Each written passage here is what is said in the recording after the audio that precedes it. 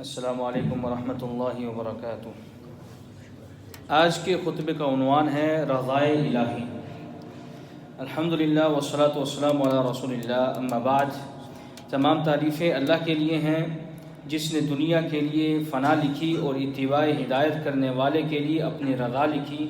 میں اسی کی حمد خوانی کرتا ہوں اور اس کا شکر سچائی اور وفا کی علامت ہے۔ میں گواہی دیتا ہوں کہ اللہ کے سوا کوئی معبود برحق نہیں، وہ یکتا ہے، آسمان و زمین میں وہی عبادت کا حقدار ہے۔ اور میں یہ بھی گواہی دیتا ہوں کہ ہمارے نبی سیدنا محمد صلی اللہ علیہ وسلم اس کے بندے اور رسول ہیں۔ آپ کو رحمت و ہدایت دے کر مبعوث کیا گیا۔ اللہ تعالیٰ آپ پر، آپ کی آل اور آپ ہی پر اکتفا کرنے والے صحابہ کرام پر رحمت نازل فرمائے۔ حمد و ثنا کے بعد اے مسلمانوں، رضائے الہی سب سے بڑا اور عظیم ہدف ہے، بلکہ یہ اہل جنت کی آخری چاہت بھی ہے۔ فرمان باری تعالیٰ ہے، رضائے الہی بہت بڑی نعمت ہے، یہی حقیقت میں عظیم کامیابی ہے۔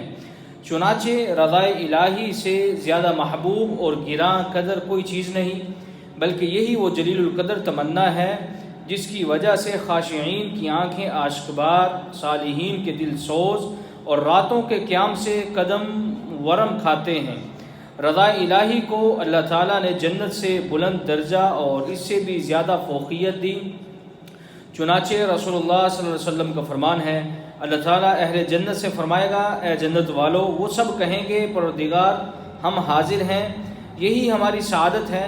پھر اللہ تعالیٰ انہیں فرمائے گا، کیا تم راضی ہو؟ تو سب کہیں گے ہم کیوں نہ راضی ہوں، آپ نے ہمیں وہ کچھ دے دیا ہے جو آپ نے کسی کو نہیں دیا۔ تو اللہ تعالیٰ فرمائے گا، میں تمہیں اس سے بھی افضل چیز دینا چاہتا ہوں۔ تو سب کہیں گے پروردگار وہ کون سی چیز ہے جو اس سے بھی زیادہ افضل ہے؟ تو اللہ تعالیٰ فرمائے گا، میں تم سب سے راضی ہو گیا ہوں، اس کے بعد کبھی بھی ناراض نہیں ہوں گا۔ رواہ البخاری و مسلم۔ رضائے الہی کی جستجو پر ہی انبیاء اور صالحین کی زندگی کا دار و مدار ہے۔ چنانچہ حضرت موسیٰ علیہ السلام کو راضی کرنے کے لیے سرپٹ دوڑتے ہیں اور کہتے ہیں، اور میں تیری طرف جلدی آ گیا ہوں تاکہ تو راضی ہو جائے۔ حضرت سلیمان علیہ السلام رضائے الہی کے لیے تغدو کی توفیق پر شکر کرتے ہوئے فرماتے ہیں، اے میرے پروردگار، مجھے توفیق دے کہ میں تیری اس نعمت کا شکر ادا کر سکوں جو تو نے مجھے اور میرے والدین کو عطا کی ہے، اور اس بات کی بھی کہ میں ایسے اچھے عمل کروں جو تجھے پسند ہوں، اور اپنی رحمت سے مجھے اپنے صالح بندوں میں داخل کر۔ ہمیں ادب کا عظیم الشان منظر ہمارے پیارے نبی صلی اللہ علیہ وسلم کی زندگی سے بھی ملتا ہے کہ غمگین حالت میں بھی مؤدبانہ الفاظ استعمال کرتے ہیں، اور حصول رضائے الہی کے لیے اپنے بیٹے کی وفات پر فرماتے ہیں، آنکھیں آشکبار، دل غمزدہ ہونے کے باوجود ہم وہی کہیں گے جو رضائے الہی کا باعث ہو، ابراہیم ہم تیرے لیے غمزدہ ہیں۔ ہمارے پیارے رسول صلی اللہ علیہ وسلم کا ہدف بھی حصول رضائے الہی تھا۔ آپ کی زندگی رضائے الہی کی جستجو میں سرگرداں تھی۔ آپ اللہ تعالیٰ سے دعا مانگتے تھے کہ ایسے کام کی توفیق دے جو رضائے الہی کا باعث ہوں۔ آپ دعا فرماتے، اسألک من العمل ما ترضا، میں تجھ سے تیری رضا والے اعمال کی توفیق مانگتا ہوں۔ اور کبھی فرماتے، یا اللہ ہمیں راضی کر دے اور ہم سے راضی ہو جا۔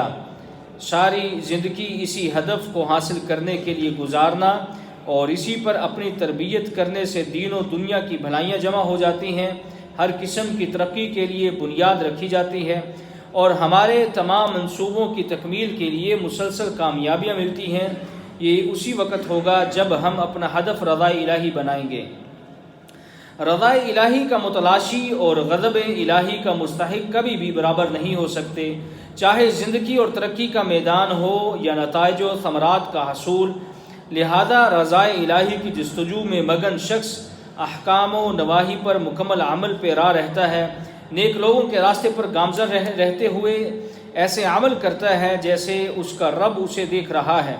وہ اپنی دنیا کو راہ الہی کے لیے مسخر کرتا ہے اور زمین پر آباد کاری کے لیے مکمل محنت اور لگن سے کوشش کرتا ہے۔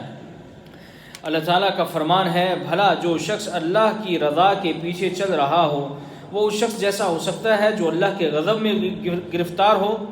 یہ بہت ہی عادلانہ قانون ہے کہ رضا الہی کی جستجو میں مگن شخص غضب الہی پانے والے کے برابر نہیں ہو سکتا۔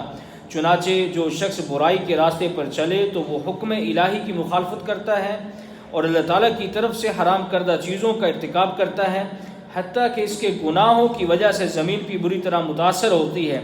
ایسے شخص کی معصیت کا نتیجہ غضب الہی ہے۔ مومن حصول رضا الہی کے لیے خوب محنت کرتا ہے، چنانچہ عمل میں اتنا اخلاص پیدا کرتا ہے کہ اس کے عمل کی قدر و قیمت بڑھ جاتی ہے۔ وہ کامیابیوں کے مواقع اچھے انداز سے بروئے کار لاتا ہے اور کچھ کر کے دکھلانے کی بھرپور صلاحیت رکھتا ہے۔ اللہ تعالیٰ کا فرمان ہے، اس پر کسی کا کوئی احسان نہ تھا جس کا وہ بدلہ چکاتا، بلکہ صرف اپنے پروردگار بزرگ و بلند کی رضا چاہنے کے لیے، اور عن قریب اللہ بھی رضا مند ہو جائے گا۔ اور نبی صلی اللہ علیہ وسلم کا فرمان ہے، جو شخص اس دنیا سے ایسی حالت میں رخصت ہو کہ خالص اللہ وحدہ لا شریک کے لیے عمل کرے، نمازیں پڑھے، زکوٰۃ ادا کرے، تو رخصتی کے وقت اللہ تعالیٰ اس سے راضی ہوگا۔ رواہ ابن ماجہ۔ امام حاکم نے مستدرک میں اسے صحیح کہا ہے۔ حصول رضا الہی کے لیے کوشش اللہ تعالیٰ کے ساتھ سچے تعلق کی علامت ہے، اور اس کا قیامت کے دن بہت فائدہ ہوگا۔ چنانچہ اللہ تعالیٰ فرمائے گا، یہ وہ دن ہے جس میں سچے لوگوں کو ان کا سچ ہی نفع دے گا۔ ان کے لیے اچھے ایسے باغات ہیں جن کے نیچے نہریں جاری ہیں، وہ اس میں ہمیشہ رہیں گے۔ اللہ ان سے راضی ہوا اور وہ اس سے راضی ہوئے، یہ بہت بڑی کامیابی ہے۔ سچے لوگوں کو یہ بلند امتیاز حاصل ہوگا کیونکہ ان کے قول و فعل میں تضاد نہیں ہوتا کہ لوگوں کو دکھلانے کے لیے ظاہری طور پر نیک بنے اور دراصل وہ نیک نہ ہوں، لیکن جب خلوت میں ہوں تو اس کے الٹ چلتے ہوئے اللہ تعالیٰ سے اعلان جنگ کریں۔ رضا الہی کو ہر چیز سے مقدم جاننا نفاق کی علامتوں سے سلامتی کا باعث ہے۔ فرمان باری تعالیٰ ہے، محض تمہیں خوش کرنے کے لیے تمہارے سامنے اللہ کی قسمیں کھائے جاتے ہیں، حالانکہ اگر یہ ایماندار ہوتے تو اللہ اور اس کا رسول رضامند کرنے کے زیادہ مستحق تھے۔ اسی طرح اللہ تعالیٰ ایک اور مقام پر ارشاد فرماتے ہیں، بے شک اللہ تعالیٰ فاسق قوم سے راضی نہیں ہوتا۔ چنانچہ رضا الہی کے طلبگار کے لیے نفاق اور سرکشی سے پہلو تہی انتہائی زیادہ ضروری ہے۔ دوستی اور دشمنی رضا الہی کی بنیاد پر ہے۔ اس کا مطلب یہ ہے کہ ایک مسلمان اللہ سے محبت کرے، اللہ سے محبت کرنے والے سے محبت کرے، دین الہی سے محبت کرے، اللہ سے بغض رکھنے والے سے بغض کرے، دشمنان دین الہی سے عداوت رکھے، مومنین کی مدد و نصرت کرے، منافقین کو برا سمجھے اور ان سے بغض رکھے۔ اللہ تعالیٰ کا فرمان ہے، اللہ تعالیٰ پر اور قیامت کے دن پر ایمان رکھنے والوں کو آپ اللہ اور اس کے رسول کی مخالفت کرنے والوں سے دوستی رکھتے ہوئے ہرگز نہیں پائیں گے، چاہے وہ ان کے باپ، بیٹے، بھائی اور قبیلے کے عزیز ہی کیوں نہ ہوں۔ یہی لوگ ہیں جن کے دلوں میں اللہ تعالیٰ نے ایمان کو لکھ دیا ہے اور جن کی تائید اپنی روح سے کی ہے، اور جنہیں ان جنتوں میں داخل کرے گا جن کے نیچے نہریں بہہ رہی ہیں، جہاں یہ ہمیشہ رہیں گے۔ اللہ ان سے راضی ہے اور وہ اللہ سے راضی ہیں، یہ اللہ کا شکر ہے، یہ اللہ کا لشکر ہے، آگاہ رہو، بے شک اللہ کے گروہ والے ہی کامیاب لوگ ہیں۔ اپنے قلب و جوارے سے شکر الہی کرنے والے رضا الہی کا مستحق ہوتا ہے۔ فرمانے باری تعالی ہے، اگر تم شکر کرو تو وہ تمہارے شکر کو پسند کرتا ہے۔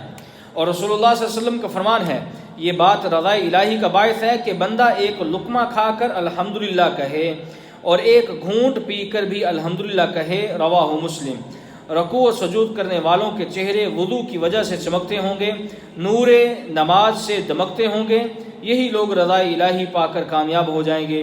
اللہ تعالیٰ کا فرمان ہے، محمد صلی اللہ علیہ وسلم اللہ کے رسول ہیں، اور جو لوگ آپ کے ساتھ ہیں وہ کافروں پر تو سخت مگر آپس میں رحم دل ہیں۔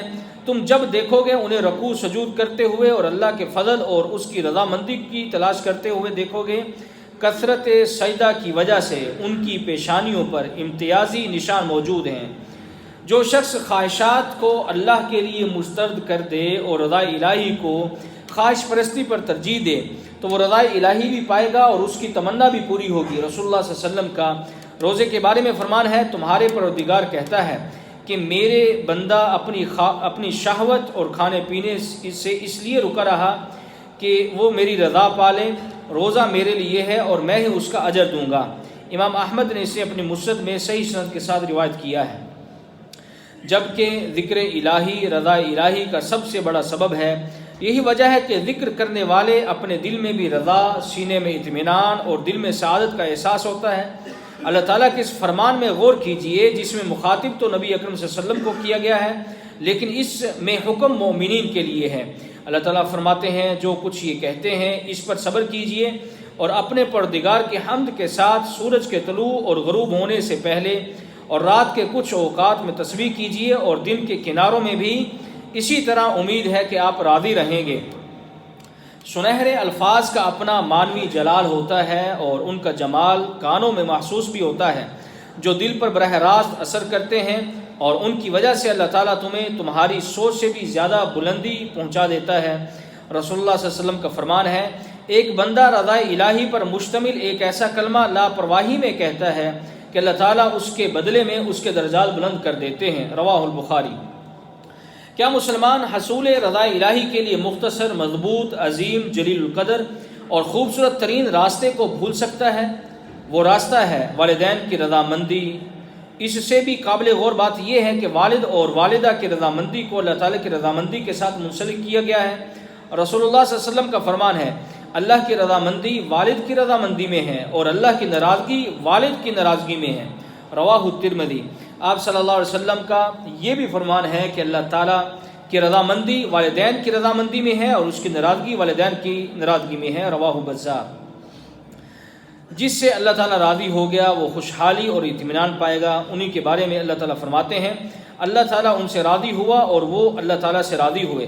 رضا الہی کی وجہ سے آنکھیں بھی ٹھنڈی رہیں گی، وہ کسی بھی راستے میں چلے اللہ تعالیٰ اس کے لیے آسانیاں پیدا فرمائے گا، اور نیکی کے کسی بھی دروازے پر دستک دے تو اللہ تعالیٰ اسے کھول دے گا اور اس کے لیے بابرکت بھی بنائے گا۔ اور جس وقت اللہ تعالیٰ بندے سے راضی ہو جائے تو اللہ تعالیٰ اس کے تھوڑے سے عمل کو قبول فرما کر اس کی افزائش فرماتا ہے، اس کی بہت سی کوتاہیاں معاف کر کے مٹا دیتا ہے۔ جس سے اللہ راضی ہو گیا تو قیامت کے دن شفاعت کا حقدار بھی ہوگا۔ اللہ تعالیٰ کا فرمان ہے، اس دن سب لوگ منادی کی پکار پر چلے آئیں گے، کوئی اکڑ کر نہ دکھلائے گا، رحمان کے آگے آوازیں دب جائیں گی، ایک سر سراہٹ کے سوا تم کچھ نہ سنو گے۔ اس دن سفارش کچھ فائدہ نہ دے گی مگر جسے رحمان اجازت دے دے اور اس کی بات کرنے پر راضی ہو جائے۔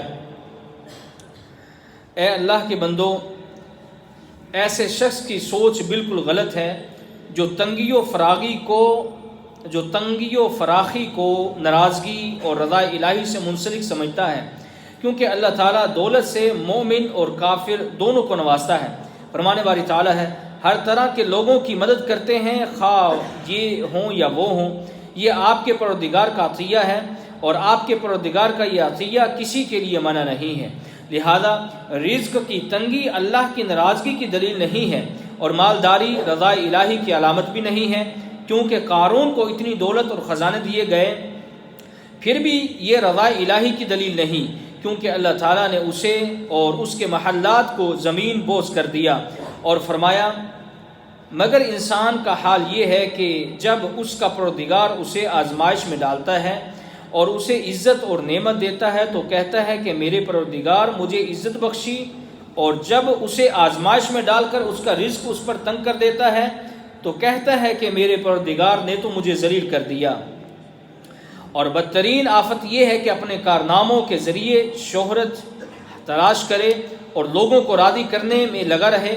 اس سے خطرناک صورتحال یہ ہے کہ اللہ کو ناراض کر کے لوگوں کو راضی کیا جائے، فسق و فجور کے کاموں میں لوگوں کے شانہ بشانہ چلیں، بلکہ لوگوں کے ڈر سے برائی کا ارتکاب بھی کرے اور گناہ کی مجلس سے اس لیے نہ اٹھے کہ دوست و احباب اس سے ناراض ہو جائیں گے، یا ان کی باتوں سے بچنے کے لیے کسی فرض کی ادائیگی میں کمی کرے۔ رسول اللہ صلی اللہ علیہ وسلم کا فرمان ہے، جو شخص لوگوں کو راضی کرنے کے لیے اللہ کو ناراض کر دے تو اللہ تعالیٰ اس پر ناراض ہو جاتا ہے اور لوگوں کو بھی ناراض فرما دیتا ہے۔ چنانچہ اس کی سزا یہ ہوئی کہ اللہ تعالیٰ اس پر ناراض ہو گیا اور لوگوں کو بھی اس سے ناراض کر دیا۔ اللہ تعالی ہمیں قرآن مجید اور ان احادیث مبارکہ سے مستفید ہونے کی توفیق عطا فرمائے۔ سبحان ربک رب العزت عما یصفون وسلام علی المرسلین والحمد للہ رب العالمین۔